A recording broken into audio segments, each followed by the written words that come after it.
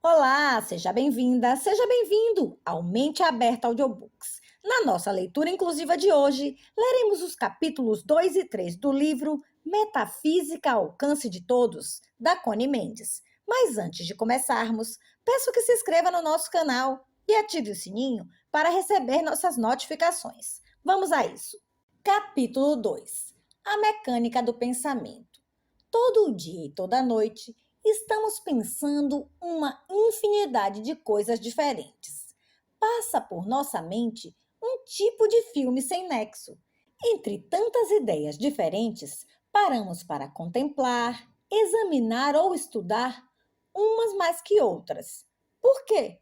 Porque estas estimularam nossos sentimentos. Nos produziram um sentimento de temor ou de antipatia, de simpatia ou de pena, um sentimento agradável ou desagradável.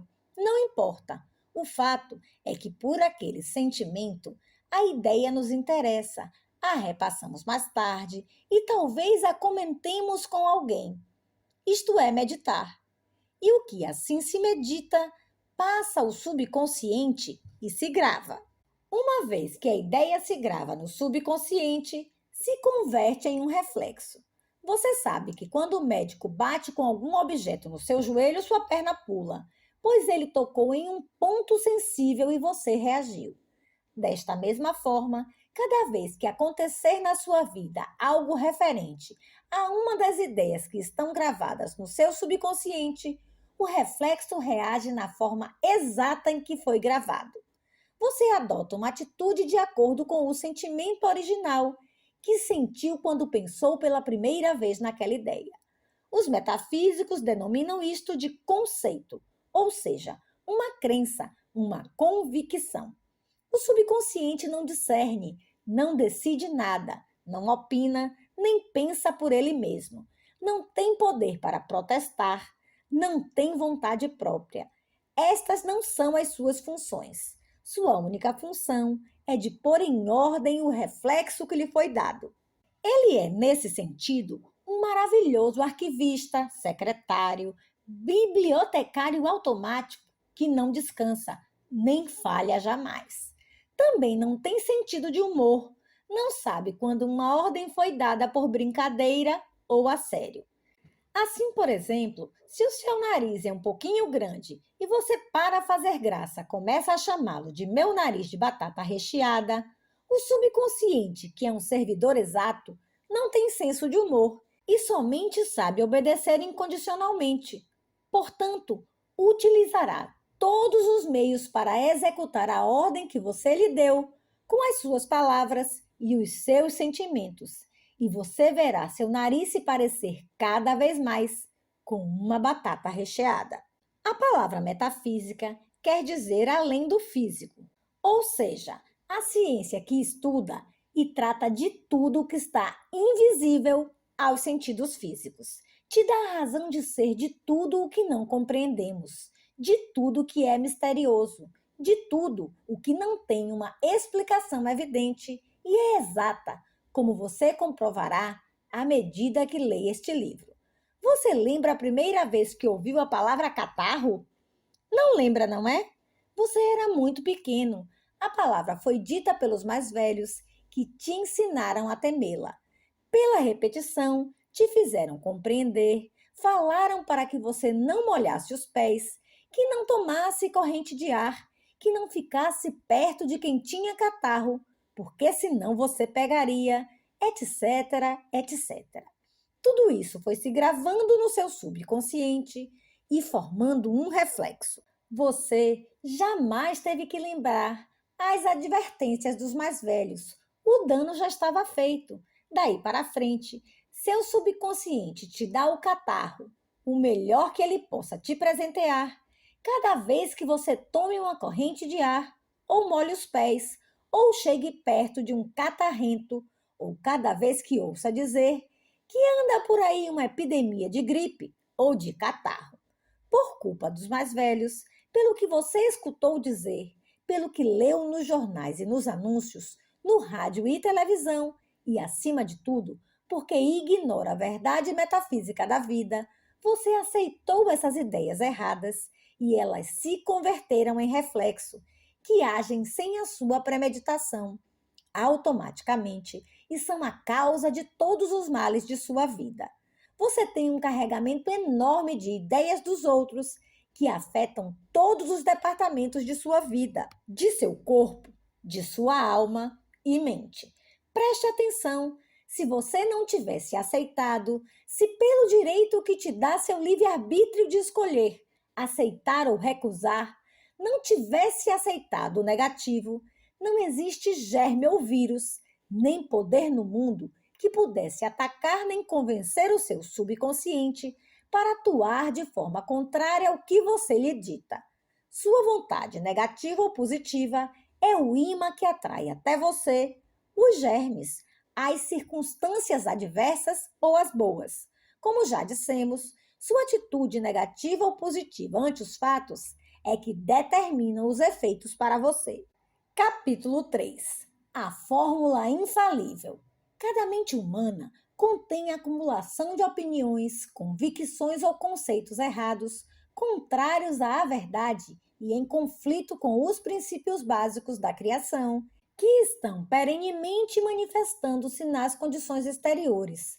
Todas as calamidades e sofrimentos que atingem o ser humano e o mundo em geral, doenças, acidentes, mal-estar, pleitos, desarmonia, escassez, fracasso e até a morte. Felizmente, nada disso se ajusta à verdade do ser, e felizmente existe uma maneira de apagar todas essas falsas crenças e de substituí-las por corretas, que produzam condições e circunstâncias positivas, boas, felizes, corretas. E uma vez corrigido o erro e estabelecida a verdade no subconsciente, nunca mais poderão acontecer coisas negativas em nossa vida. A ordem foi mudada. O ímã mudou de polo. É absolutamente impossível atrair algo que já não tem correspondência em nós. A fórmula infalível é a seguinte: cada vez que te aconteça algo indesejável, que você fique doente, que aconteça um acidente, que te roubem, que te ofendam ou que te desagradem, ou que você seja a causa de algum mal a outra pessoa ou a você mesmo, se você é afligido por um defeito físico ou moral ou de caráter, se alguém te desagrada, se você o detesta ou se ama muito e sofre por isso, se o ciúme te tortura, se você gosta de alguém que pertence a outro, se você é vítima de uma injustiça ou se é vítima de domínio de outro. A lista é interminável, de maneira que veja você o que está te afetando. Conheça a verdade. Assim, Jesus Cristo, o maior de todos os mestres de metafísica, disse: conheça a verdade e ela os fará livres.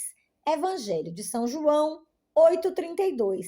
A verdade, a lei suprema, é a harmonia perfeita, a beleza, a bondade, a justiça, a liberdade, a saúde, vida, inteligência, sabedoria, amor, felicidade. Todo o oposto é aparência, é contrária à lei suprema da harmonia perfeita. Logo, é mentira, porque é contrário à verdade. Seu eu superior é perfeito neste momento e sempre foi perfeito. Não pode ficar doente porque é vida. Não pode morrer pela mesma razão. Não pode envelhecer. Não pode sofrer. Não pode temer. Não pode pecar. Não tem que lutar. Você não pode mudar isso jamais. Ele é belo, é amor, inteligência, sabedoria, felicidade. Essa é a verdade. Essa é a sua verdade, a minha, a de todos os seres humanos, agora mesmo. Não é que o ser humano seja Deus, assim como uma gota de água do mar não é o mar, mas contém tudo o que forma e contém o mar em um grau infinitesimal. Para um átomo, essa gota de água é um mar.